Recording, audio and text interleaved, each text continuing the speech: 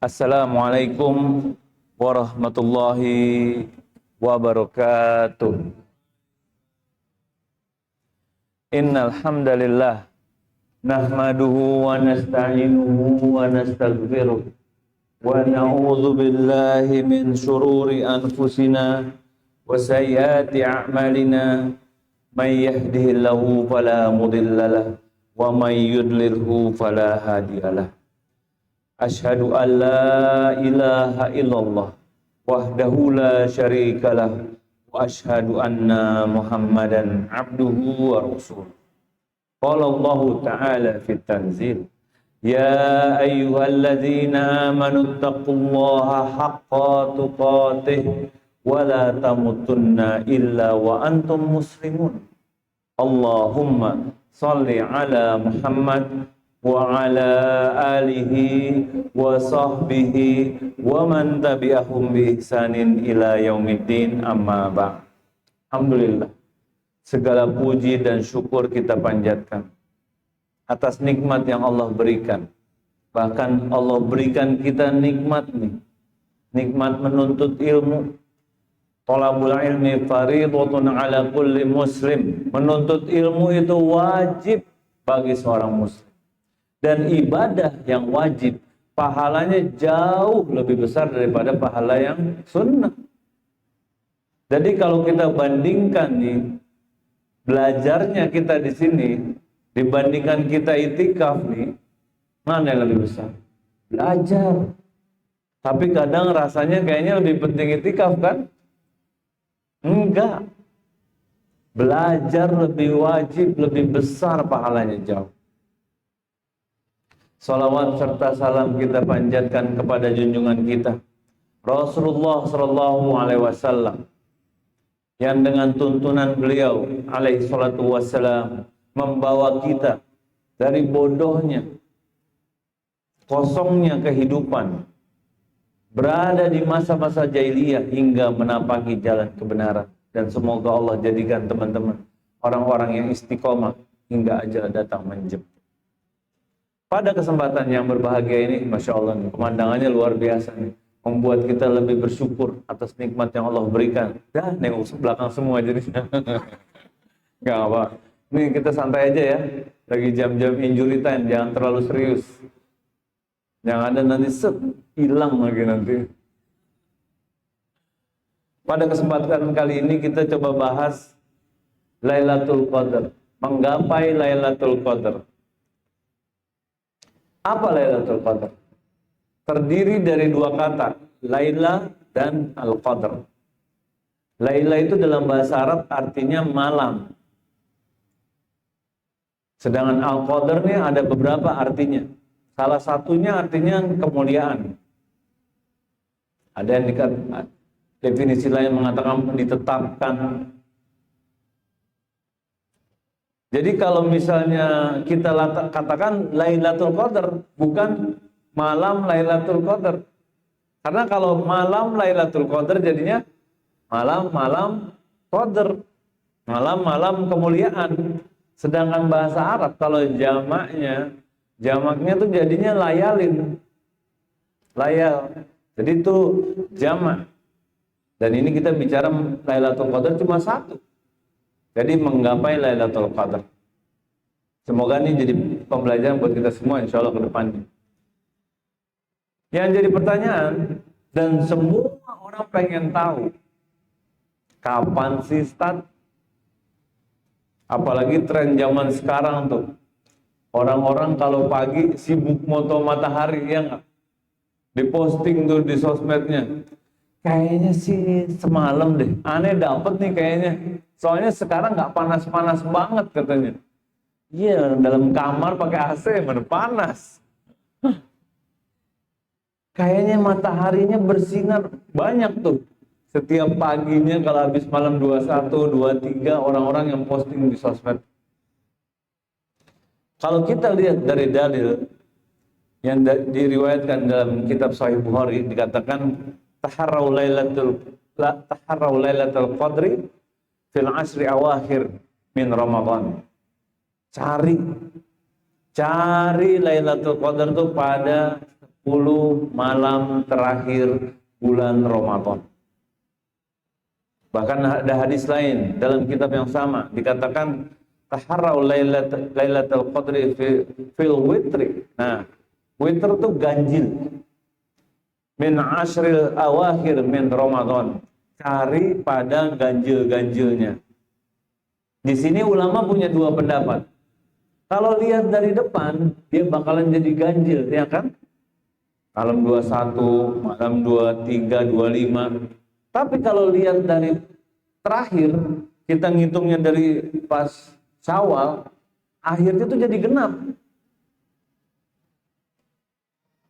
Nah, makanya dikatakan sebaiknya kita berusaha nyarinya mau genap, ganjil, berusaha semaksimal mungkin.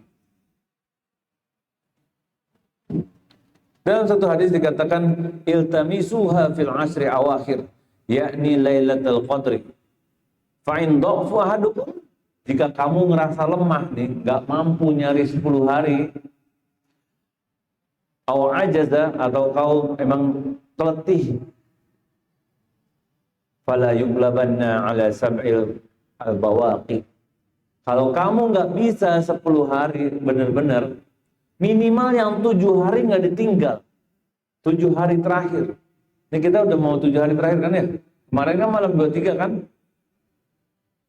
Termalam malam 24. Ustaz, telat banget sih bahas gini aja sekarang. Enggak. Insya Allah ini kita bisa jadiin modal untuk kita mengejar sisa-sisa hari terakhir. Ataupun bisa jadi modal kita insya Allah jika Allah pertemukan kita pada tahun depan nanti insya Allah. Dalam riwayat Ubay bin Ka'ab mengatakan malam ke-27. Nah, Ibnu Hajar mengatakan malam ganjil. Dan 10 malam terakhir waktunya pindah-pindah. Jadi bisa 21, bisa 23, bisa 25, bisa 27, bisa 29. Dan setiap tahun pindah-pindah. Contohnya gini, misalnya sekarang 21, tahun depan bisa 23, bisa 25, dan begitu seterusnya. Enggak tetap. Itu perkataan menurut Imam Ibnu Hajar rahimahullah. Pendapat terkuat, Allahu a'lam, dia berpindah-pindah setiap tahun. Hikmahnya agar kita tuh bersungguh-sungguh. Dan nggak bisa dipungkiri. Teman-teman udah sering lihat, kalau malam 27 gimana? Malam paling rame dari 10 hari terakhirnya nggak? Ya kan? Dan bukan cuma di Indonesia. Di Haram juga gitu. Kalau malam 27 tuh teman-teman, kita kan kalau di Haram biasa lihat orang kan pakai gamis, ya kan, pakai peci, rapi, orang-orang udah siap mau sholat, mau ibadah. Itu kalau malam 27, ada yang pakai jeans sobek, ada yang pakai kaos kelek, ada semua ngejer hadir di situ, dan ada yang tatoan malam 27. Sedangkan yang terkuat dikatakan kita disuruh cari mau pada 9-nya, 7-nya, 5-nya, pokoknya dari malam-malam yang tersisa. Jadi gimana? Kalau kita sebagai muslim yang pinter, kita tahu kemungkinan terbesar ganjil. Tapi ada kemungkinan di malam genep juga kan? Biar kita aman, kita istiqomah tuh. Jaga 10 hari. Kita sudah 355 hari fokus dengan dunia dan akhirat. Bagaimana kalau cuma 10 hari kita fokus sama akhirat? Bisa, seharusnya, logikanya bisa kan? Seharusnya. Tapi apa yang terjadi? Ustaz, mau pulang kampung Ustaz. Gimana kalau pulang kampung? Banyak orang-orang yang pas lagi malam-malam ganjil di jalan tuh. Ada yang kena macet, ada yang begini, ada yang begitu.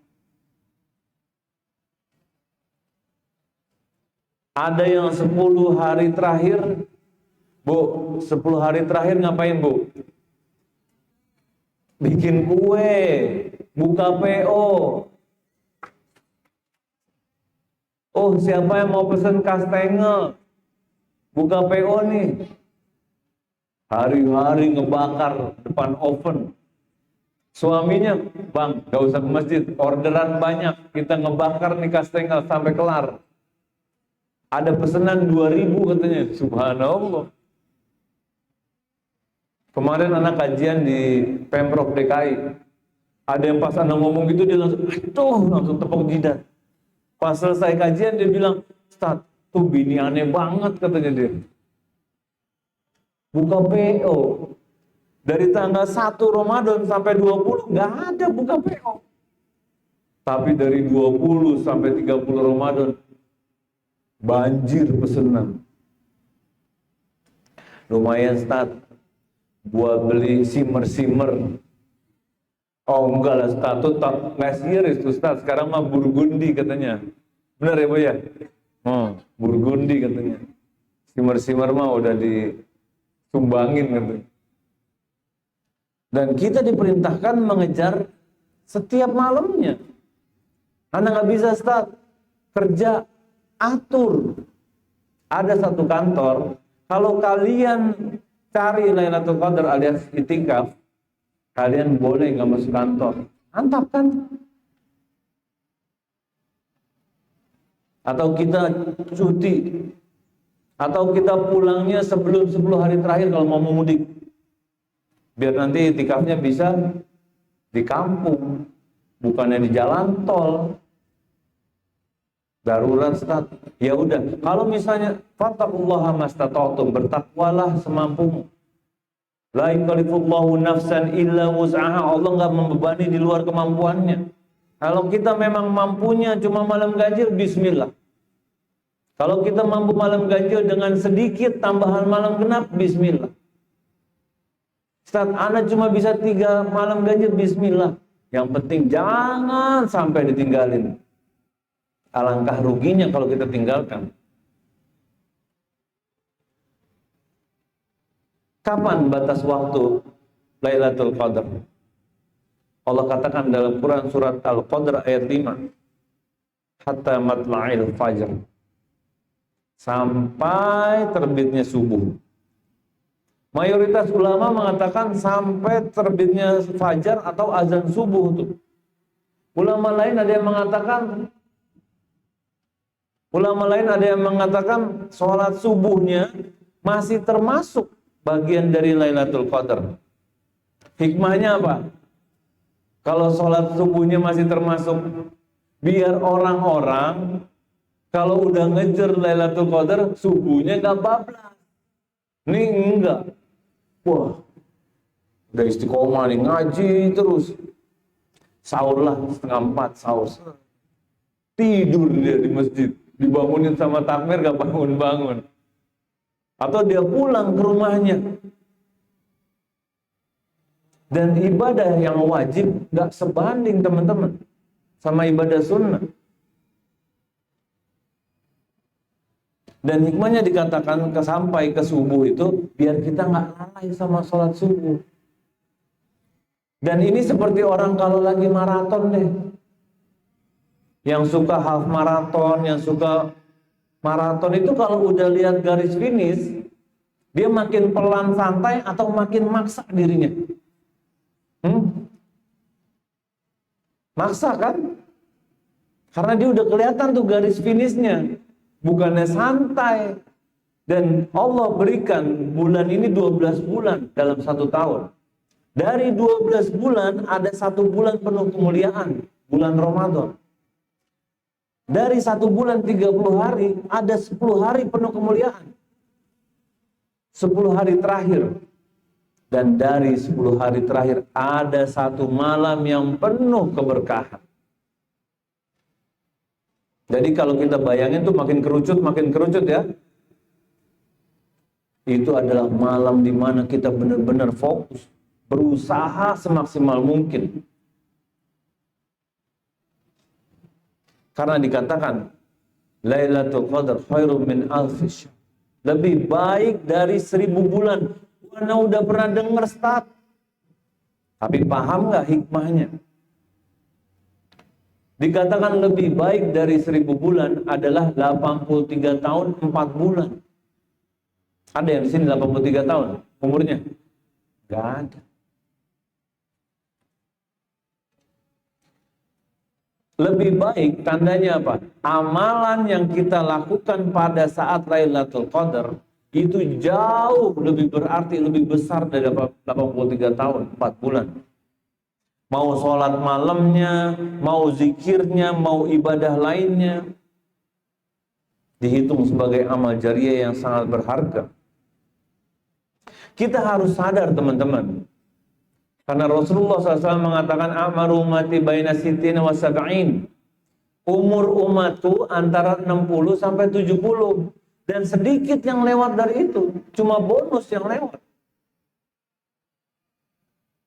Sehingga kesempatan beribadah di Lailatul Qadar itu sangat berharga sebenarnya buat kita. Imam Syafi'i, Mujahid dan Qatadah mengatakan Lailatul Qadar lebih besar dari 1000 bulan tanpa Lailatul Qadar. Bayangkan, Allah memberikan Lailatul Qadar setiap tahunnya. Kalau ada orang yang biasa semenjak balik mengejar Lailatul Qadar dan Allah izinkan dia dapat, dibandingkan dengan orang yang sama sekali meninggalkan ibadah pada Lailatul Qadar, jomplang nggak amalannya?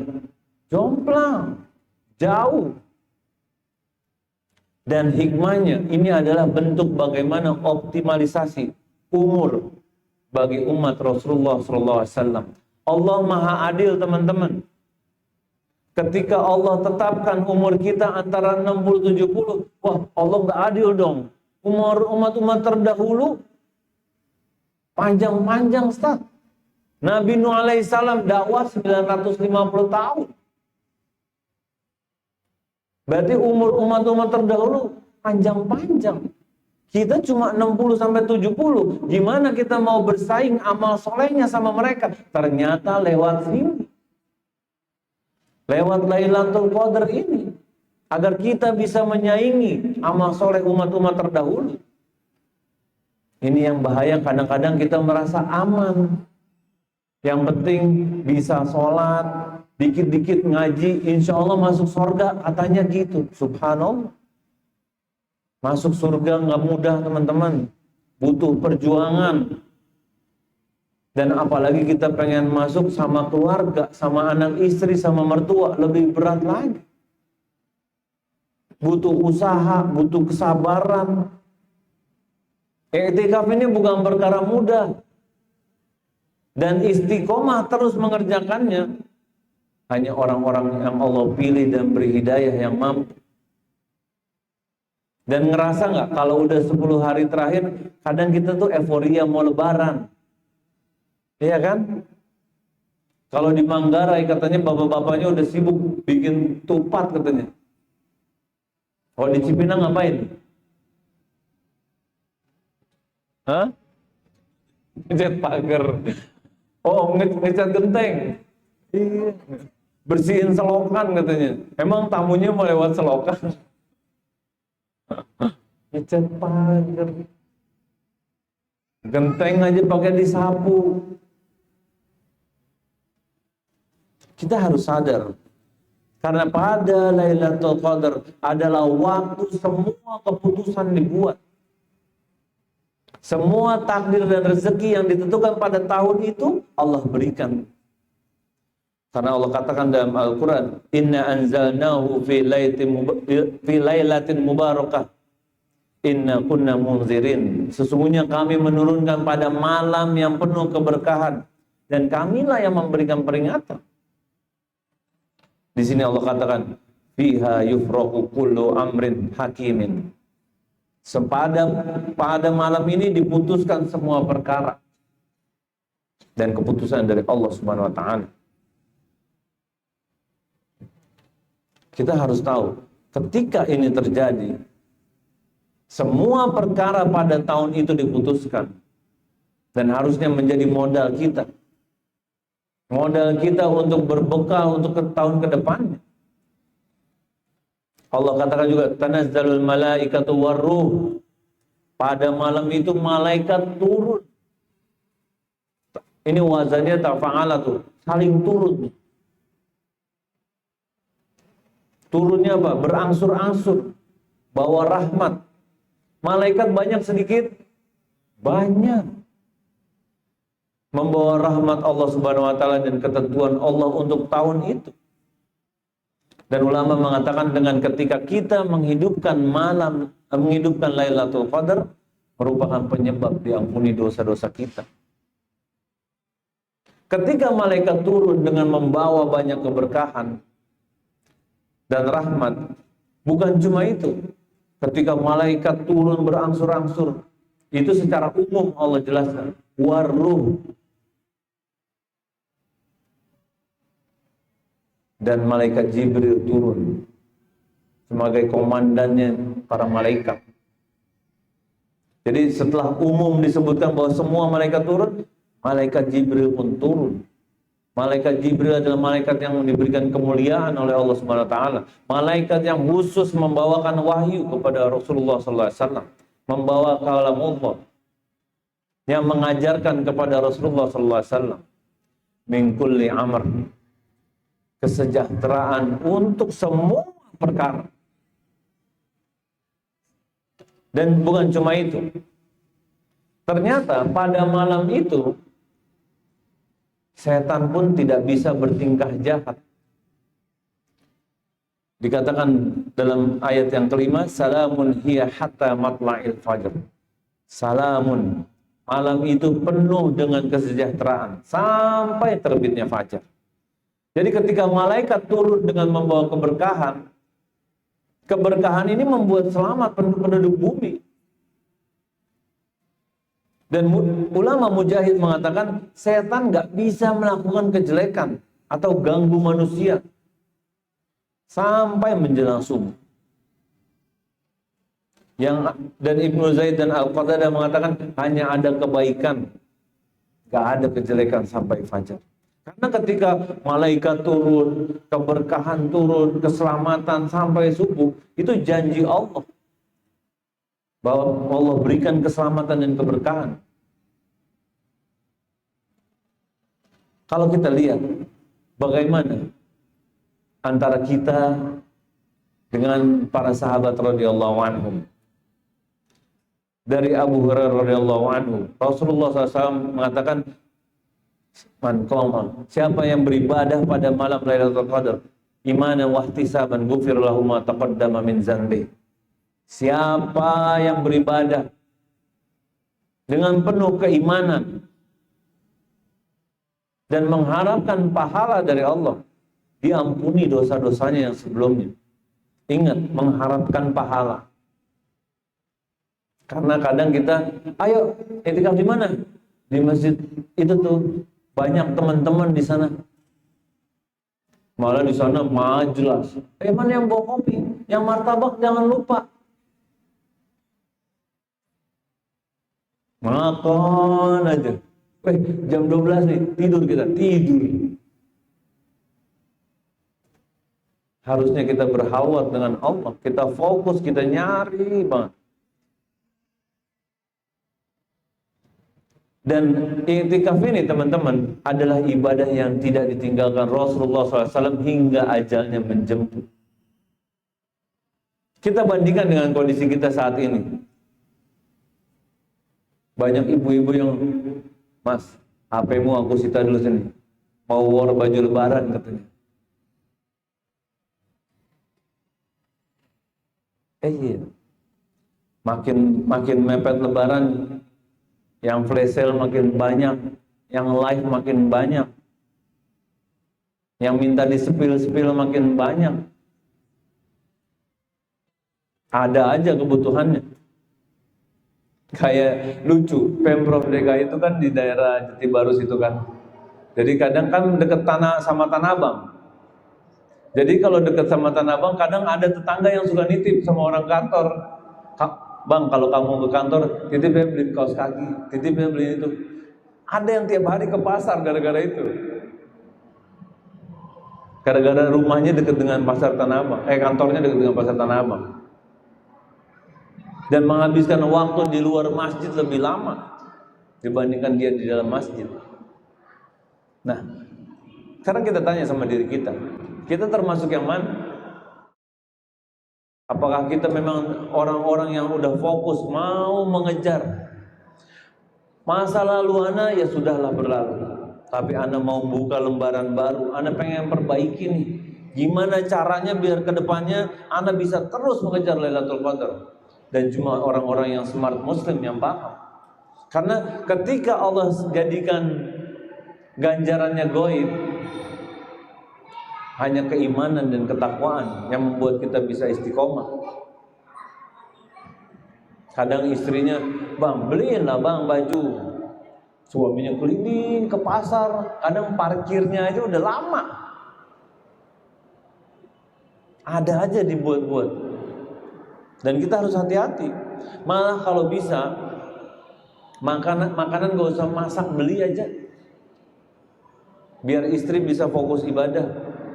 Baju kalau bisa laundry aja. Karena ART udah banyak yang pulang. Itu juga ujian tuh. Kita harus pinter. Ada orang ya, dia keuangannya biasa, mau pulang kampung, naik pesawat dia. Dia bilang gini, Ustaz, kalau ana naik bis, Ustaz, capek ana di jalan, sampai di kampung belum istirahatnya. Kapan ana mau cari Lailatul Qadar, kata dia. Ana naik pesawat sampai rumah seger, ana bisa langsung masuk masjid. Tuh. Paham dia, uang yang dia keluarkan jika niatkan karena Allah, Allah akan ganti dengan berlipat-lipat. Tapi kalau kita malah sibuk dilalaikan dengan yang lain, alangkah ruginya. Kita bahas tanda-tanda Lailatul Qadar.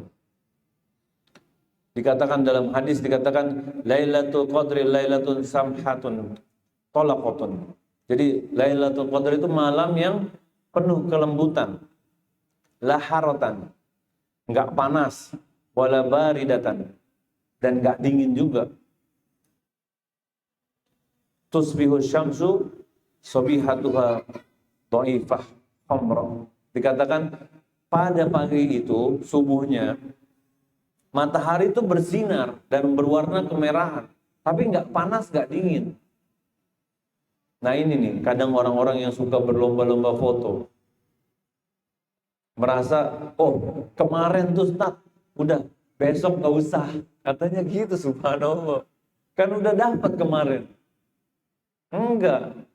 Kita harus tahu, apapun hati-hati, itu bisa fitnah juga loh buat kita. Kalau kita percaya postingan teman kita, iya nih, merahnya juga berasa sih kayaknya merah nih.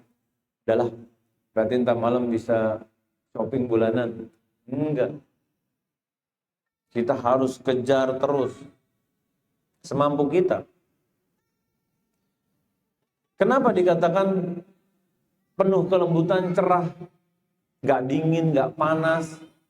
Karena ketika malaikat turun membawa keberkahan, ketenangan, manusia bisa merasakan ketenangan itu.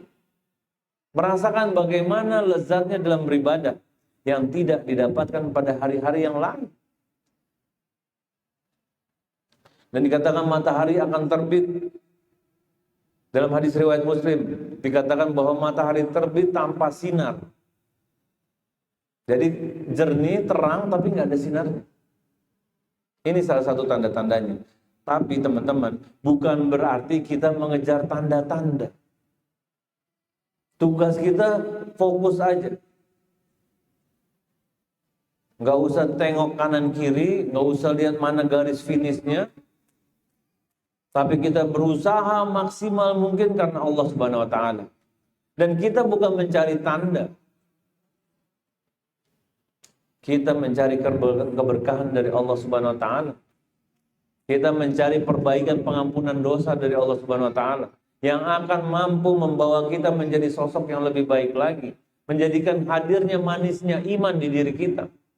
Ketika Allah takdirkan kita makin semangat belajar agama, makin semangat baca Al-Qur'an, makin baik sama orang, itu nikmat iman. Makin gak berani berbuat maksiat, tahu ini perintah Allah, tahu ini larangan Allah, itu nikmat. Dan gak semua orang Allah kasih. Dan ada orang-orang yang sudah Allah kasih, Tapi Allah cabut nikmat itu. Karena apa? Karena dia kembali sibuk dengan maksiat. Nauzubillah. Semoga Allah jaga teman-teman selalu dalam kebaikan. Oke Ustaz, kita mau fokus ibadah nih. Apa sih yang dikerjakan? Ternyata yang paling penting dari semua, yang kadang kita suka miss, kita suka skip, semangat ibadah di 10 hari terakhir. Kita tanya sama diri kita, udah ada belum tuh semangat? Atau ya sama aja ya, kayak tahun lalu. Kalau bisa ngaji syukur, nggak bisa ya udah. Nah ini penting, kita harus ada semangat. Kita harus benar-benar menghidupkan malam-malam dan membangunkan keluarga kita. Bahkan Rasulullah SAW mengencangkan sarungnya. Karena apa? Karena mau menghidupkan malam. Menghidupkan malam dengan ibadah. Bukan dengan ketawa ketiwi. Kadang itu yang terjadi. Kadang ada yang pindah kasur. Pindah kasur. Bawa nih spring bed, ya bukan spring bed sih, apa yang foam itu kan. Tidur kelar. Lapaknya udah 6 soft orang nih dipakai sama dia. Udah bawa bantal leher, udah selimut, bapak-bapak pindah kasur dia. Seharusnya kita menghidupkan malam, bukan malah tidur. Tidur boleh, tapi jangan sampai tidurnya lebih banyak daripada ibadahnya. Capek Ustaz, diatur. Karena kalau misalnya Anda paginya kerja Ustaz, nah ini tantangan baru nih. Gimana ngaturnya? Izinkah sama kantor, nanti Anda ganti hari-hari yang Anda berkurang pada setelah Syawal atau gimana, atau dihitung separuh cuti, bisa kan? Bisa. Dan wallahi kalau kita cuti biar bisa menghidupkan malam-malam pada kita saat kita mengejar Lailatul Qadar itu cuti yang lebih berarti dibandingkan cuti cuma buat healing. Cuti setengah hari, datang kantor jam 12, kerja. Ntar malam ibadah lagi, besok cuti lagi setengah hari. Paling hilang 5 hari. Atau mau diganti di hari lain, atur. Kenapa kalau mau healing ke Eropa gitu, 2 pekan minta santai aja tuh ke kantor. Tapi giliran buat cari Lailatul Qadar kayaknya ogah rugi. Seakan-akan kalau cutinya dipakai buat happy-happy itu rugi dia. Nauzubillah. Insya Allah di sini nggak ada, di luar sana tuh. Apa yang kita dianjurkan? Sholat berjamaah. Kalau kita nggak bisa sepanjang malam, anak kasih batas minimum. Minimal isanya sama subuhnya berjamaah tuh di masjid Pak. Isanya sama subuhnya. Karena Imam Malik rahimahullah mengatakan kita harus menghadiri event besar ini. Kegiatan di mana semua orang muslim berlomba-lomba mencari Lailatul Qadar. Kita harus ambil bagian dari malam itu. Kadang kalau ada event bazar atau apa ya kan, yang besar-besar itu, semua berlomba-lomba mau ikut. Anda mau isi dong booth ini, booth. Tapi ketika Allah berikan event terbesar dalam setahun kehidupan kita, kita memilih nggak usah, yang lain aja. Anda skip dulu. Seakan-akan amal soleh kita udah banyak. Padahal ini adalah, Anda tanya dulu, kalau misalnya kantor bilang, ini kamu datang 1 hari, gajimu saya ganti 83 kali. Datang nggak? Oh datang Ustaz. Kalau bisa dari sebelumnya Anda udah datang.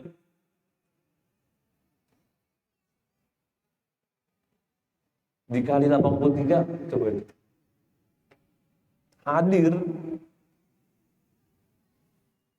Paling depan tuh. Tapi kenapa ketika Allah tetapkan di mana ganjarannya begitu besar, Kita santai aja.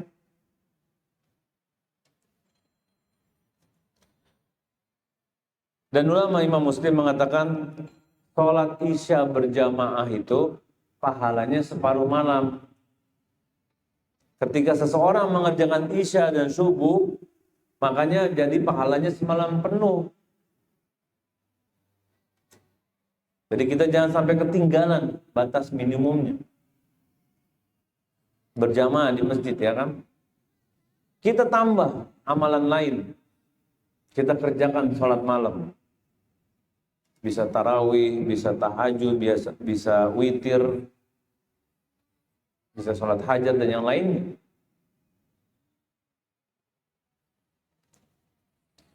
Dan Al-Imam Ibnu Hajar mengatakan imanan dalam hadis yang tadi anak sebutkan itu bukti bahwa kita benar-benar membenarkan janji Allah.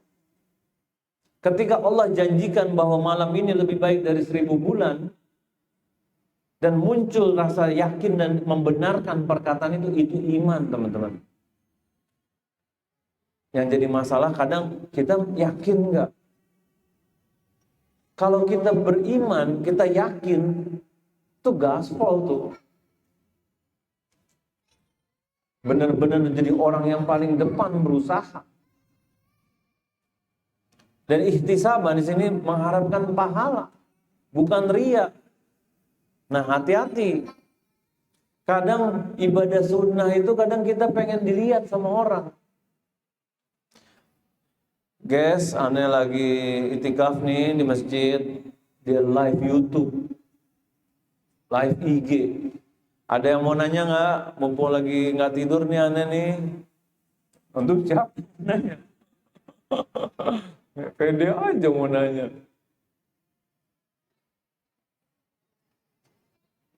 Kita termasuk orang-orang yang mengejar ya Lailatul Qadar.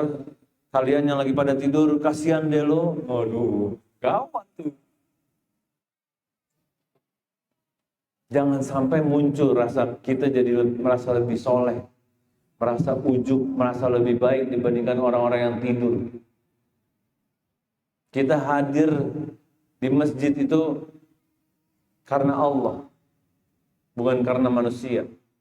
Makanya semakin kita nggak kenal orang-orang di situ ya, semakin kita bisa benar-benar menyendiri, fokus ibadah, fokus muhasabah, itu lebih selamat. Jangan cari tempat yang banyak teman-temannya. Yang ada kita ngobrol terus kadang-kadang, ya kan? Kalau dicolek, bro, kemana aja? Udah lama nggak kelihatan, udah di Jakarta lagi gini. Cerita nggak kira-kira? Ngobrol. Apalagi ibu-ibu. Bapak-bapak nggak tahu ya, kalau di tempat ibu-ibu itu bisa udah lebaran duluan. Kastengel ada, rendang ada, ketupat ada, bawa semua tuh. Asinan. Bikin lingkaran tuh ibu-ibu. Luar biasa. Kalau bapak-bapak kan jarang yang bawa cemilan dari rumah. Kalau ibu-ibu semangat mereka. Kadang toplesnya kelebihan soalnya di rumah, dibawa. Dan kita diperintahkan banyak berdoa meminta kepada Allah Subhanahu wa taala. Dan ternyata ada hadis riwayat Tirmidzi bahwa ada satu doa khusus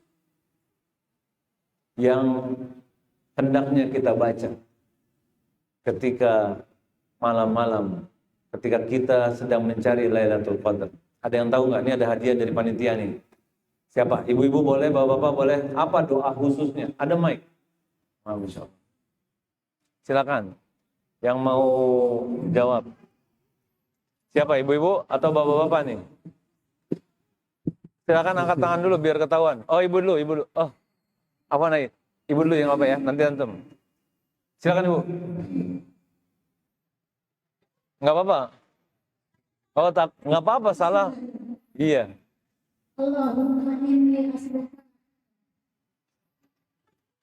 Allahumma innaka. Tenang aja, tenang.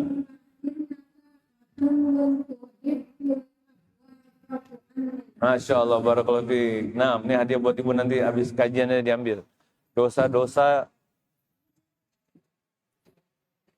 Dosa hilang. Dosa-dosa yang sering tidak disadari kaum wanita. Nanti habis kajian aja.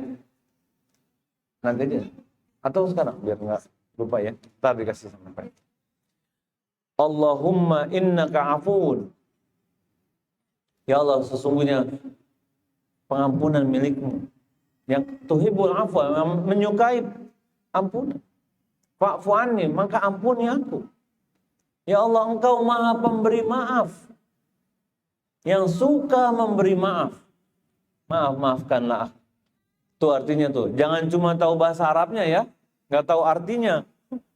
Ustaz, ana udah 10 kali. Udah 10 tahun, tapi sampai sekarang nggak tahu artinya. Alangkah ruginya kita. Boleh nggak pakai bahasa Indonesia? Boleh.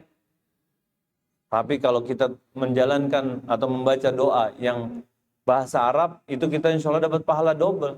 Karena mengikuti apa yang dituntun oleh Rasulullah SAW.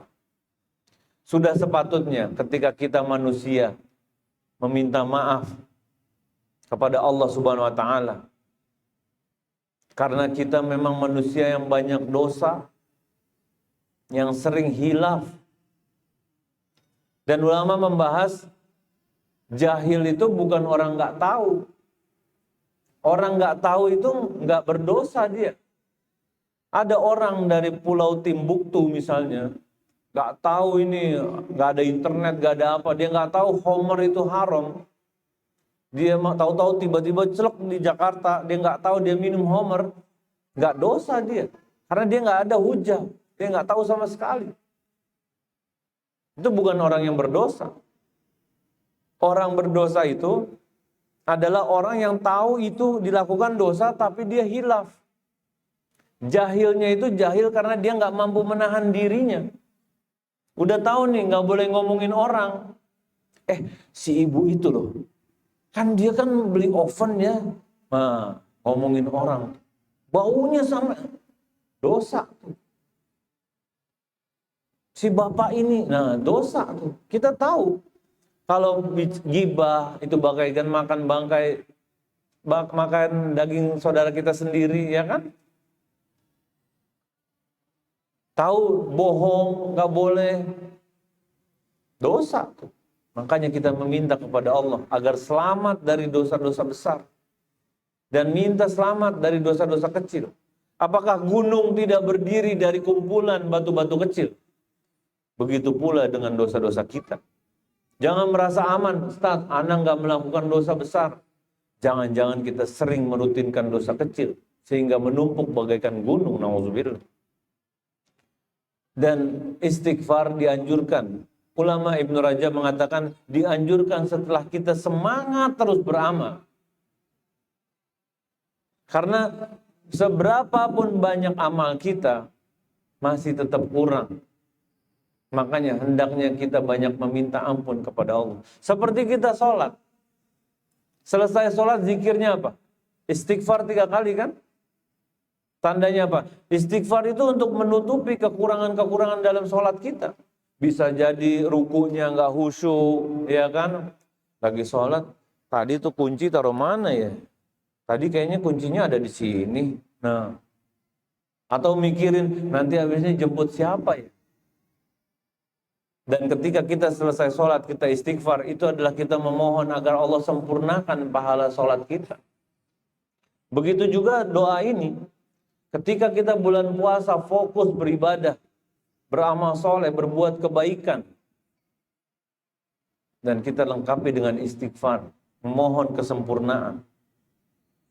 Dan semoga Allah memberikan kesempatan kita meraih keberkahan Lailatul Qadar. Dan yang paling penting teman-teman, kita harus ikhlas dalam beribadah di Lailatul Qadar. Karena Imam Syafi'i rahimahullah mengatakan ketika Lailatul Qadar adalah malam yang penuh istimewa, penuh dengan kemuliaan, kita harus meraihnya dengan ibadah lengkap, full, ikhlas, dan penuh harap kepada Allah Subhanahu wa Ta'ala. Dan lebih besar daripada kita menjaga tanda-tanda fisik Lailatul Qadar, kita harus menjaga hati kita tetap ikhlas karena Allah Subhanahu wa Ta'ala. Karena ikhlas adalah salah satu syarat utama diterimanya ibadah seseorang. Ikhlas dan mutaba'ah Rasulullah SAW, ikhlas dan mengikuti tuntunan Rasulullah SAW adalah syarat diterimanya ibadah. Dan kesempatan terbesar bagi seseorang untuk mendekatkan dirinya kepada Allah Subhanahu wa taala adalah ketika Lailatul Qadar, di mana kita hadir di masjid, di mana kita meninggalkan ranjang kita ceraikan tuh kasur kita. Tar dulu ya Sur ya, tar deh kita ketemunya kapan. Kita tidur di lantai-lantai masjid. Kita di sini masih lebih mudah, Pak. Kalau bandingin sama orang yang di haram, subhanallah, masya Allah tuh orang-orang. Memang hanya orang-orang pilihan yang bisa di sana. Kita ke toilet di sini ngantri paling semenit. Di sana bisa setengah jam ngantri. Mau masuk lagi nggak bisa, udah ditutup sama askar pintunya. Akhirnya ngaji di pojokan, di luar-luar. Ada orang yang bisa bertahan di dalam, nggak bisa keluar-keluar. Itu dengan perjuangan juga. Ada orang yang 10 hari benar-benar masuk ke haram nggak keluar-keluar. Ya mandinya, ya makannya di situ deh. Kita kadang masih suka ke mall lah, ke minimarket lah, kemana. Masih banyak kita tergulung dengan kegiatan dunia. Makanya di hari-hari yang tinggal beberapa hari ini, yuk Anda mengajak diri Anda dan teman-teman, kita lebih fokus. Karena sesungguhnya amal-amal soleh ini yang kita perlukan. Yang akan kita bawa kepada akhirat nanti. Yang akan ketika kita berdiri di hadapan Allah, jangan sampai ternyata tidak ada Lailatul Qadar, walaupun cuma sekali, na'udzubillah. Kita sibuk mengejar rezeki dunia, cari uang. Ustadz, ana lagi dapat Ustadz. Gimana nih? Bisa. Baca Quran di rumah, pakai handphone, zikir apa. Hidupkan juga. Bukan berarti ketika lagi haid terus tiba-tiba berhenti ibadah. Ibadah terus. Jangan mau kalah. Memang tidak ke masjid, tapi kita bisa lakukan dari rumah. Dan pada 10 hari terakhir, ada satu ibadah khusus yang dijaga oleh Rasulullah SAW, yaitu i'tikaf. Dan ibadah ini hanya dikerjakan pada bulan Ramadan. Allah syariatkan berbagai ibadah agung, tapi paling terutama adalah ibadah i'tikaf pada 10 hari terakhir. Agar kita bisa fokus dalam beribadah. Karena kalau di rumah gimana sih? Kadang ada aja gangguan kan? Dan tujuannya teman-teman buat fokus ibadah. Bukan pindah tempat. Bukan cuma sekedar yang penting anak di masjid, bukan. Ada orang pindah kerjaannya ke kantor. Di bawah meja, di bawah printer, di bawah laptop, kerja dia. Cek pakai mouse. Bukan itu. Kita tuh fokus beribadah, mendekatkan diri kepada Allah. Oh iya, oh nanti dikirim, iya. Terima orderan lagi di masjid, subhanallah. Dan i'tikaf ini teman-teman, kita bahas sedikit ya, agar bisa jadi modal kita lebih semangat i'tikaf nanti. Adalah syariat yang telah Allah tetapkan sejak zaman dahulu. Allah katakan dalam Quran surat Al-Baqarah ayat 125. Wa ahidna ila Ibrahim wa Ismail an tahiru baiti lit ta'ifin. Dan Allah memerintahkan kepada Nabi Ibrahim alaihissalam dan Nabi Ismail alaihissalam untuk membersihkan rumah, membersihkan Masjidil Haram lit ta'ifin, untuk orang-orang yang tawaf, wal akifin, dan orang-orang yang i'tikaf, warukai was sujud, dan orang-orang yang ruku dan sujud. Tandanya apa? Ini syariat bukan syariat Rasulullah SAW, tapi syariat dari sebelum kita. Ketika orang-orang i'tikaf di Masjidil Haram. Dan i'tikaf ini Allah tetapkan secara Al-Quran, secara hadis, dan secara ijma. kesepakatan para ulama. Dalam Al-Quran Allah katakan, وَلَا تُبَاشِرُهُنَّ وَأَنْتُمْ عَاكِفُونَ فِي الْمَسَاجِدِ. Jangan kamu campuri mereka ketika kamu beritikaf di masjid. Quran surat Al-Baqarah ayat 187. Ini merupakan dalil penetapan iktikaf dari Al-Quran. Dalam hadis, ternyata Rasulullah SAW melakukan iktikaf 10 hari terakhir Ramadan hingga wafatnya. Dan berdasarkan kesepakatan para ulama bahwa ijma' i'tikaf ini hukumnya sunnah, tidak wajib kecuali diwajibkan dengan nazar. Jadi kalau ada yang nazar, ana mau i'tikaf 10 hari jika punya anak misalnya, nah itu jadi wajib tuh i'tikaf. Dan pendapat ini dinyatakan oleh ulama Ibnu Munzir, Imam Ibnu Hazm dan An-Nawawi dan lainnya.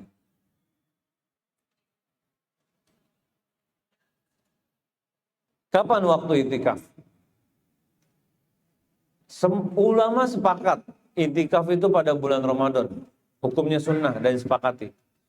Bagaimana kalau di luar bulan Ramadan, Ustaz? Ternyata ada 2 pendapat. Ada yang mengatakan disunnahkan kapan saja atau hanya boleh. Namun pendapat mayoritas ulama menekankan i'tikaf itu pada bulan Ramadan, terutama 10 hari terakhir. Syarat-syaratnya orang i'tikaf. Yang pertama, Islam.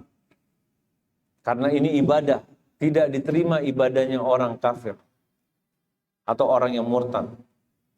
Yang kedua, syarat orang i'tikaf adalah berakal. Jadi orang gila atau orang mabuk, gak sah tuh dia melakukan i'tikaf. Syarat yang ketiga adalah dia baligh. Jadi anak kecil yang belum mumayyiz gak bisa i'tikaf karena dia belum ada niatnya. Dia cuma ikut-ikutan orang tuanya. Dan i'tikaf tanpa niat sah nggak? Nggak sah. Karena hadis innamal a'malu binniyat. Setiap amal itu berdasarkan niatnya. Dan ketika tidak ada niat, i'tikafnya tidak sah. Dan juga dikatakan suci dari haid dan nifas menurut jumhur ulama. Jadi jangan maksain ibu-ibu. Haid masih tetap pengen ke masjid gitu, duduk-duduk di tempat sendal apa, nggak usah. Ketika ibu-ibu patuh pada aturan syariat bahwa ketika sedang haid tidak boleh dan yakin adalah ini hukum Allah, ini adalah bentuk kepatuhan kepada Allah Subhanahu wa taala. Dan Allah berikan ganjaran. Jadi jangan merasa rugi. Wah, yang lain enak ini. Tapi kita juga harus ibadah. Jangan mentang-mentang haid langsung kayak orang kafir kelakuannya. Sholat ya emang enggak, ya kan, baca Quran enggak, zikir enggak, semua enggak. Bebas nonton drakor aja. Jangan. Ketika sedang haid, ada ibadah-ibadah yang tidak bisa dilakukan, tapi ada juga ibadah yang bisa dilakukan. Dan perempuan harus pintar, harus tahu bagaimana metodenya. Karena terjadi tiap bulan dan seminggu lagi. Alangkah ruginya kalau seminggu itu apalagi lagi 10 hari terakhir ini nggak dimanfaatkan. Berdoa, minta sama Allah. Kapan masuk dan keluar? Nah nih. Masuk i'tikaf ada 2 pendapat. Ada yang mengatakan sebelum tenggelam matahari malam 21. Atau setelah sholat subuh pada hari 21. Ada yang mengatakan juga setelah sholat isya. Karena malam itu dikatakan baru mulai ketika sudah benar-benar gelap. Wallahu a'lam. Pendapat yang lebih kuat masuk sebelum tenggelamnya matahari pada malam ke-21. Dan waktu keluarnya, ini yang berat buat kita nih kebanyakan. Termasuk yang bicara. Saat menuju sholat id tuh. Jadi kita sholat itu bukan dari rumah. Dari masjid langsung tuh ke lapangan. Meskipun keluar sebelum itu diperbolehkan. Kan mau ganti baju lebaran, Ustaz. Masa keluarnya pas sholat id. Ntar tuh sendal baru nggak kepake. Memang inilah yang dicontohkan oleh Rasulullah SAW. Ulama berselisih pendapat mengenai batas minimal i'tikaf. Sampai jam berapa sih? Hah? Ada info? Hah? Sampai buka puasa? Hah? 9? Oh iya ya. Habis itu jam 5 tanya jawab kali ya. Oh, nah. Buka puasa. Terus jadi sampai mana tadi? Sampai lupa nah. Oh iya. Ulama beda pendapat tuh. Batas minimum itikaf berapa? Ada yang mengatakan 1 hari atau aja sebentar aja. Pendapat yang paling kuat wallahu alam minimal 1 hari. Ini menunjukkan walaupun singkat, itikaf itu tetap memiliki nilai. Jadi Anda menasihatkan kepada diri Anda dan teman-teman, jangan sampai ada lewat 1 malam aja, 1 hari aja. Coba. Dan tidak ada batas maksimal untuk itikaf. Selama tidak melanggar syariat ya. Pembatal itikaf. Yang pertama, hubungan suami istri. Hubungan suami istri membatalkan itikaf. Yang kedua, mabuk. Jumhur ulama mengatakan mabuk itu membatalkan itikaf. Yang ketiga, keluar masjid tanpa uzur. Uzurnya harus uzur syar'i ya. Jadi tanpa ada alasan yang dibenarkan membatalkan itikaf. Hadir di masjid. Pesan nih, Anda nanti sahurnya ini ya. Catat namanya. Pas lagi sahur, ya menunya Anda nggak cocok nih, nasi ayam. Pengennya pizza katanya. Uzur nggak tuh? Hah? Enggak. Orang ada makanan. Makan deh bismillah. Malah nyari yang nggak ada. Kecuali memang nggak ada makanan. Kita harus keluar. Nggak ada minuman. Kita harus keluar. Boleh. Tapi balik lagi. Jangan malah ngopi-ngopi. Ngopi-ngopi di luar. Nunggu qiyamul lail, Ustaz. Ntar 2:30 kita balik ke masjid. Kapan lagi mumpung ketemu sama teman-teman SMA dulu. Nah, ini salah. Selanjutnya memutuskan niat. Memutuskan niat sebenarnya pembatal semua jenis ibadah. Kita lagi sholat subuh ya, 1 rakaat kita niatkan mutus, batal tuh sholat subuhnya. Puasa juga gitu. Itikaf juga gitu. Namun kalau ragu-ragu, insya Allah nggak membatalkan. Murtad, nih. Jika ada seseorang yang kufur, batal itikafnya menurut kesepakatan para ulama. Semua pembatal ini berlaku jika pelakunya mengerti dan dalam keadaan sadar. Jadi kalau dia tahu dan dia melakukan dalam keadaan sadar, maka batal. Dia tahu kalau misalnya keluar tanpa uzur itu batal itikafnya. Dan dia melakukannya secara sadar. Tapi jika dia jahil atau dia lupa atau dia terpaksa, ibunya nelpon, nak beliin obat ya, mama pilek nih, demam. Gak bisa bu, aku lagi itikaf nih, bener salah. Angkat tangan ayo, bener salah doang nih jawabannya. Mana ini hadiahnya nih, siapa angkat tangan? Antum, salah. Karena itikaf sepakat ulama hukumnya sunnah, sedangkan bakti sama orang tua wajib. Ustaz, ibu Anda sendiri di rumah. Ini hadiah buat masnya ya. Ntar aja. Nih. Ustaz, ibu Anda di rumah, Anda pengen itikaf. Gimana caranya? Ajak ibunya. Gak ada makanannya, beliin. Layanin ibu. Jangan merasa terbebani sama orang tua. Karena ketika kita masih ada orang tua itu nikmat. Ketika nggak ada baru sedih.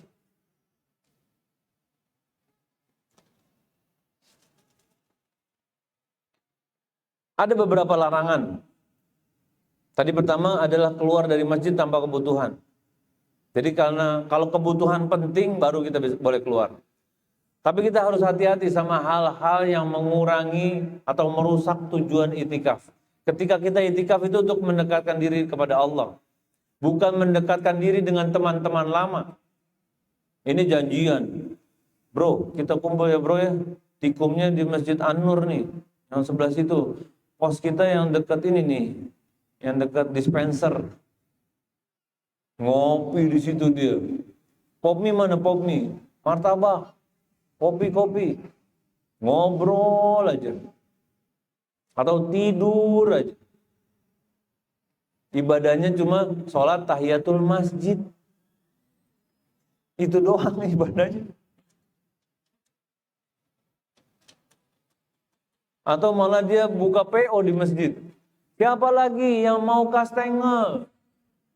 Jadi dia taruh ininya pakai meja itu, terus ditaruh di tulisan sini, buka PO kastengel. Silakan, ya nggak boleh kita. Atau malah juga ngejahit di dalam masjid, lumayan start. Dapat 2 jaket katanya, bisa dijual. Serius banget. Atau bikin kue, nggak mungkin ya. Nyubit nastar kan, sambil istiqaf sambil nyubit nastar. Ntar suami datang, bawa pulang buat bakar di oven. Nggak boleh. Atau mungkin ada orang-orang, anak nggak mau keluar masjid sama sekali. Jadi dia mau pipisnya di botol lah, dia nggak mau kemana, nggak boleh. Kalau memang kita harus ke toilet. Jangan maksain diri. Makanya ini adalah aktivitas-aktivitas yang dilarang ketika kita sedang itikaf. Makanya adabnya kita harus benar-benar menyibukkan diri dengan kegiatan ketaatan kepada Allah. Kita harus memposisikan diri kita, bisa jadi ini Ramadan terakhir kita. Bisa jadi saat itu tuh lagi Lailatul Qadar. Kita harus punya mindset begitu. Agar kita mengisi dengan zikir, istighfar, berdoa, sholat, baca Quran. Dan juga bawa perlengkapan dari rumah ya. Misalnya sikat gigi, baju. Jangan modus, emang sengaja ditinggal di rumah. Ntar pulang ambil baju, balik lagi. Pulang sikat gigi, balik lagi. Pulang ngambil bantal. Terakhir ngambil bantal. Dan kita harus menghindarkan diri dari berkata, berbuat hal-hal yang gak bermanfaat. Untuk menjaga kesucian ibadah kita. Apalagi yang bawa anak-anak tuh Bu, Pak. Kalau emang usianya belum bisa, jangan dipaksain. Kasihan orang-orang yang mau fokus ibadah. Lagi ngaji, tiba-tiba wah jerit anak kecil. Lagi ngaji tiba-tiba ada yang geret-geret ini kursi besi itu. Ngomprang. Masya Allah. Ada yang main petasan. Allahu Akbar.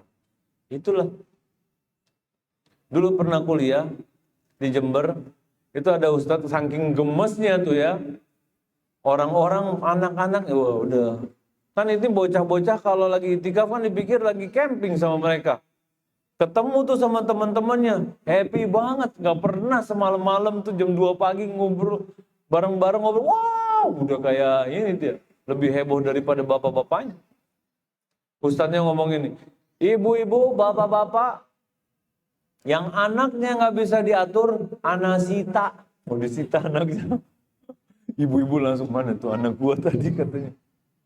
Mau disita anaknya. Saking gemesnya. Pernah ada peraturan, yang bawa anak-anak nggak boleh ke masjid. Karena memang, karena masjidnya juga jadi gaung suaranya tuh anak-anak tuh. Jadi ibadahnya bisa jadi kurang fokus dan saling mengingatkan dengan baik ya. Jangan ada yang orang baru masuk. Maaf Bu, udah penuh, nggak bisa ibu itikaf di sini. Silahkan cari masjid yang lain. Subhanallah. Atau bapak-bapak bawa karpet lebar banget sampai orang mau duduk di mana ini nggak muat. Dia terlepar kayak ikan pindang begini. Nggak sholat juga. Masjid milik bersama. Atau kita hadir, udah dinamain semua tuh, kursinya si ibu ini, mejanya si bapak ini. Seakan-akan orang luar yang mau ikut di situ, maaf, kamu nggak ada kursi, nggak ada meja. Ada yang seperti itu. Dan kita sebaiknya ketika sedang itikaf, kita saling kompak satu sama lain, saling bantu, saling mengingatkan dengan sopan, agar kita bisa memperoleh kesempurnaan ibadah. Mungkin itu ya yang bisa disampaikan pada pertemuan kali ini. Silakan yang ingin bertanya, masih ada satu hadiah buat pertanyaan pertama. Barakallahu fiik.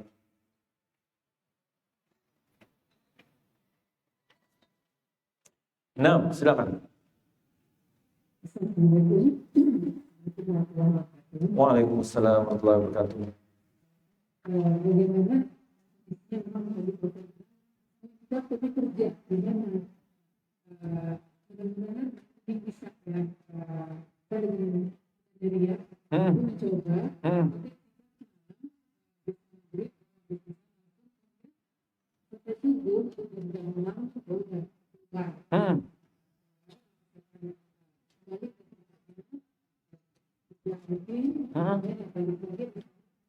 iya, nah.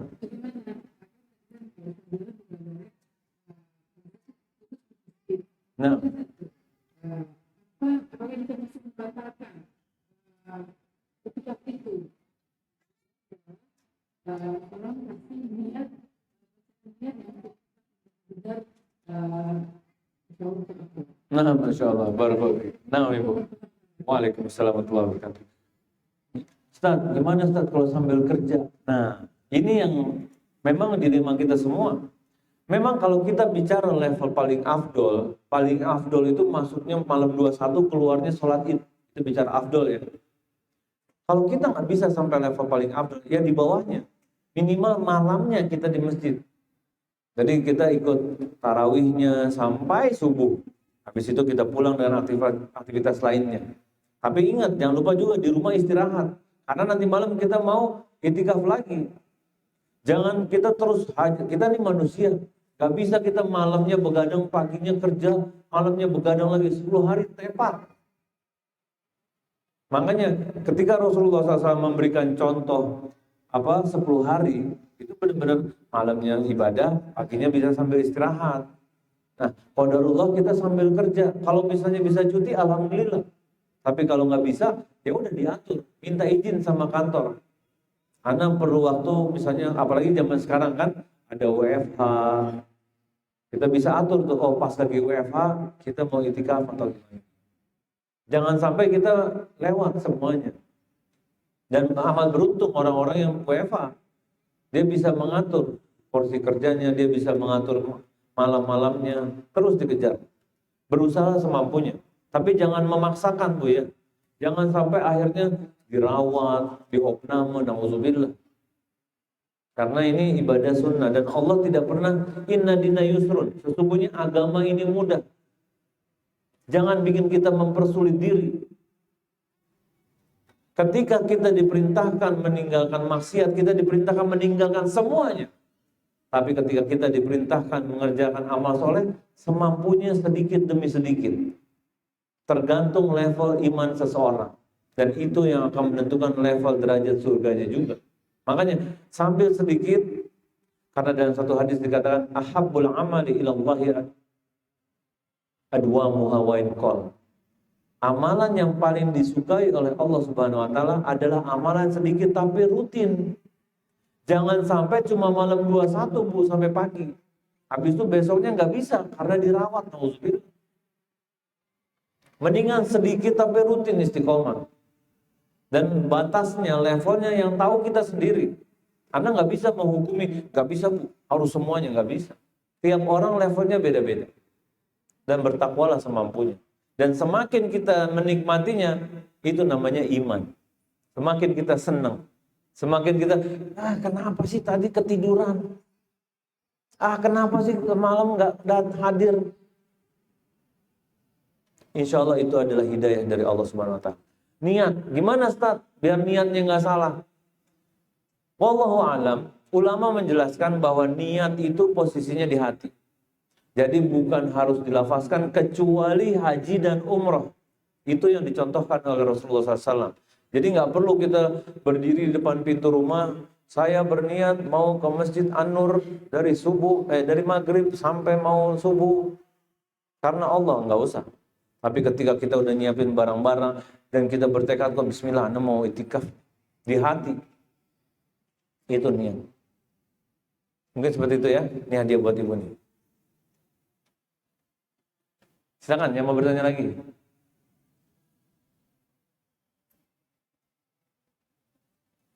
Apa ya? Merepotkan antum. Barakallahu di sebelahnya. Silakan yang mau bertanya. Bapak yang belakang mau tanya, Pak?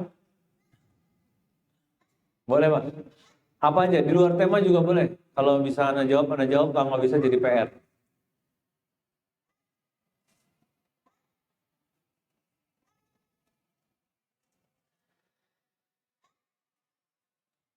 Silakan, tafadhol. Boleh pakai mic agak gaung soalnya.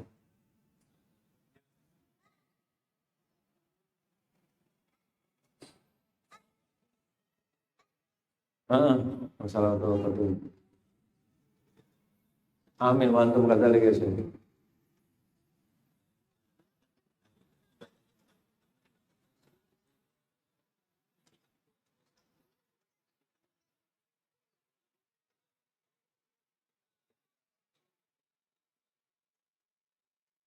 Cukupkan dengan apa? Membaca Quran. Nah. Wa iyyakum barakallahu. Nah. Wallahu a'lam. Yang kita lihat dari contoh-contoh para ulama salaf, mereka banyak membaca Al-Quran. Karena gini, kalau kita baca Quran, kan setiap detik kita membaca huruf kan? Beda sama misalnya apa ya, ibadah-ibadah lainnya. Itu benar-benar waktu kita maksimal dengan ibadah. Dan padahal kalau kita baca Al-Quran, man qara'a harfan min kitabillah falahu hasanah. Jadi kalau ada orang baca huruf dari ayat Al-Quran, maka dia dapat kebaikan. Fal hasanah bi asri amsalihah, maka kebaikan itu Allah ganjar dengan 10 lipatan.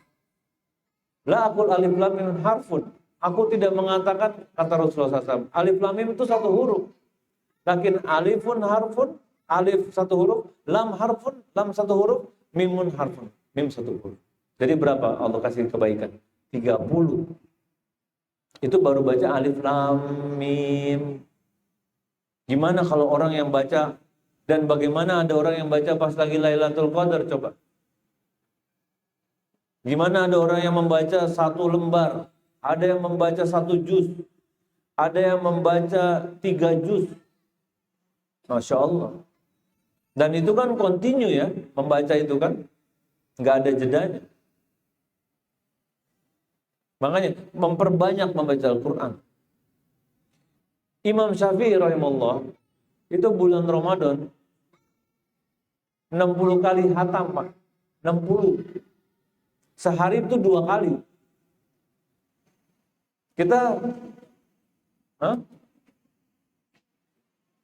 berapa kali? Moga-moga bisa 1 bulan 1 kali, 2 kali, mudah-mudahan insya Allah. Awalnya anak baca kisah ini, Masya Allah, ini kayaknya luar biasa banget. Masa ada sih orang zaman sekarang kayak gini? Waktu itu anak pernah, alhamdulillah, di Haram. Sebelahnya orang Sudan, kalau nggak salah, masih ada nomor HP-nya mana? Anak ngobrol sama dia. Suatu saat anak dengar dia lagi ngaji. Kok kayak lebah gini anak dengerin? Anak penasaran.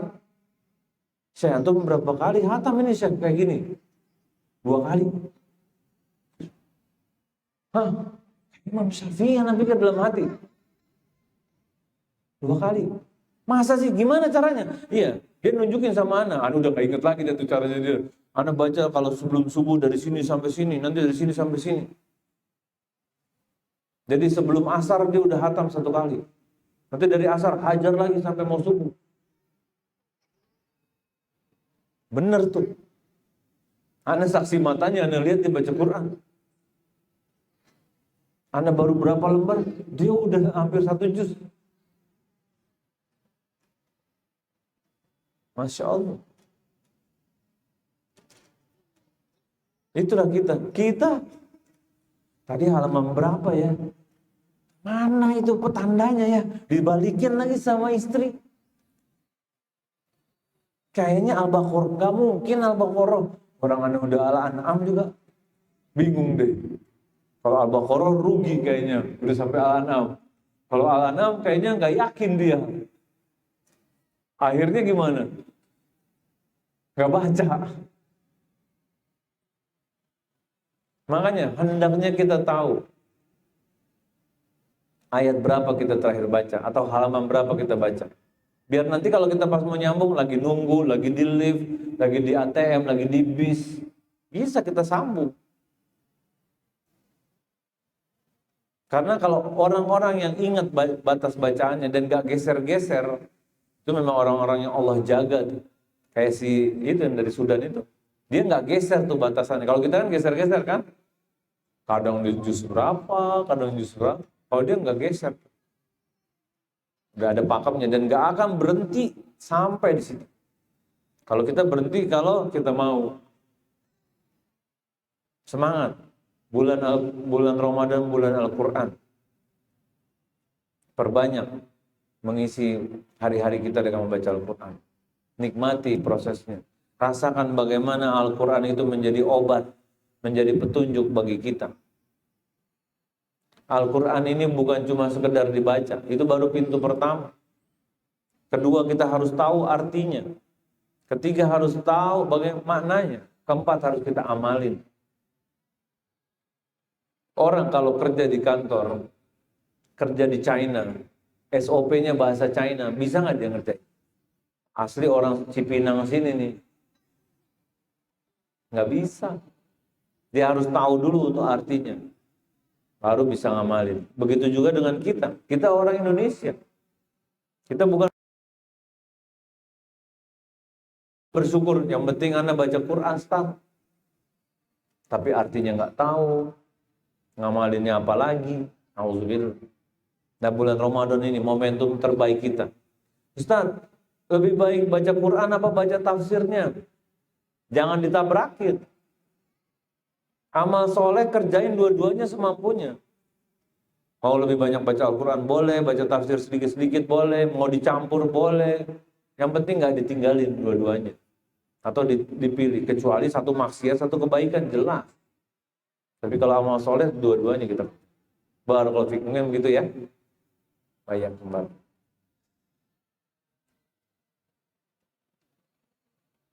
Satu lagi nih, kalau lagi itikaf, ini cuma karena Anda keinget aja. Alarmnya dikondisikan ya. Kadang orang lagi tahajud, bunyi semua tuh. Imamnya sampai lupa mau baca surat apaan. Jamaahnya bunyi semua alarm HP-nya. Ingat ketika kita mau itikaf, apalagi mau qiyamul lail, matiin tuh dulu tuh alarm-alarm. Jangan sampai ada yang tiba-tiba bunyi. Apalagi kita di Indonesia nih, yang mazhab Syafi'inya kalau misalnya 3 gerakan batal sholatnya. Ketika itu yang diyakini, akhirnya apa? Gak ada yang berani nyentuh HP-nya. Dibiarin aja tuh. Lagunya siapa dangdut sampai kelar tuh. Jangan. Kita dosa kalau kayak gitu. HP kita bunyi lagi sholat, matiin itu. Jangan dibiarin. Apalagi yang imamnya jahar. Imamnya lagi baca surat, lupa dia. Ya. Itu etika ketika kita sedang itikaf. Silakan lagi kalau ada yang mau bertanya.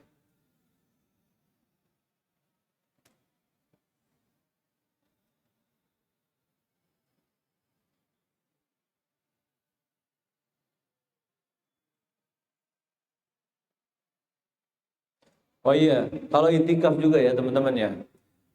Pakai baju yang bagus, yang indah. Kita hadir ke rumah Allah.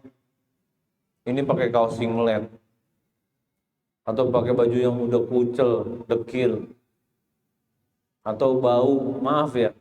Kalau lagi itikaf ya, pakailah wangi-wangian yang buat laki-laki nih. Karena ya ketika nggak tidur ya kan, terus masjidnya mungkin AC-nya kurang atau gimana, keringat berlebih, itu aromanya ganggu. Dan akhirnya ganggu kehusuan. Bagi yang laki-laki mau bawa parfum ke masjid, bawa deh. Semprot tuh saudara-saudaranya yang kira-kira ketika mau sholat udah mulai ada aroma-aroma yang ganggu. Terus hindari makan makanan yang berbau kuat.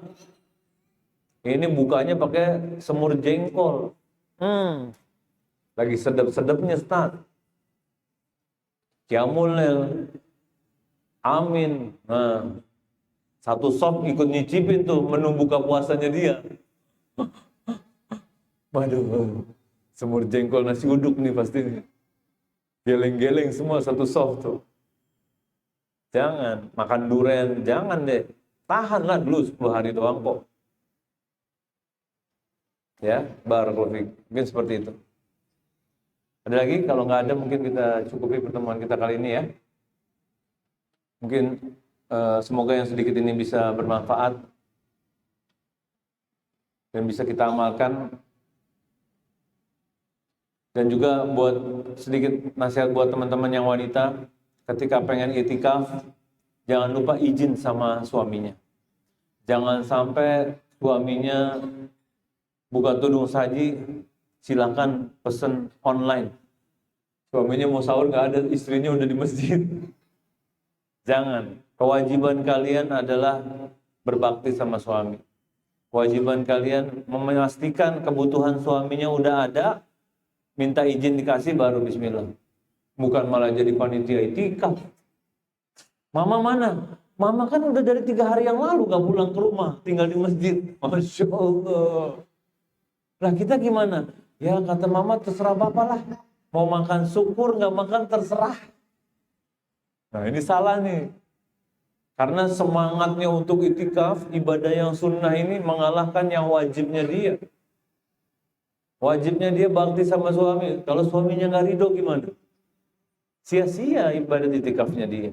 Alangkah ruginya. Jangan sampai kita, karena gini, kita hidup di zaman, kita lebih mendahulukan yang penting dibandingkan yang lebih penting. Ya, jadi kita harus tahu skala prioritas ibadah itu mana aja. Jangan sampai kita gagal paham. Dan ini akan menjadikan kita orang yang salah dalam berbuat dan beramal soleh. Mungkin itu yang bisa disampaikan. Semoga bermanfaat dan bisa jadi modal kita untuk beberapa hari yang tersisa. Saatnya kencangkan ikat pinggang, kuatkan semangat, berusaha mengejar semaksimal mungkin, dan tinggalkan perkara dunia dulu agar kita bisa menjadi orang-orang yang mendapatkan Lailatul Qadar dan Allah ganjar setiap ibadah kita pada malam itu dengan keutamaan yang lebih tinggi daripada 83 tahun dan 40. Semoga Allah berikan semua itu buat kita semua insyaAllah. Kita tutup dengan doa kafaratul majlis. Subhanallah wa bihamdihi asyhadu an la ilaha illa anta. Assalamualaikum warahmatullahi wabarakatuh. Pas banget dia matinya.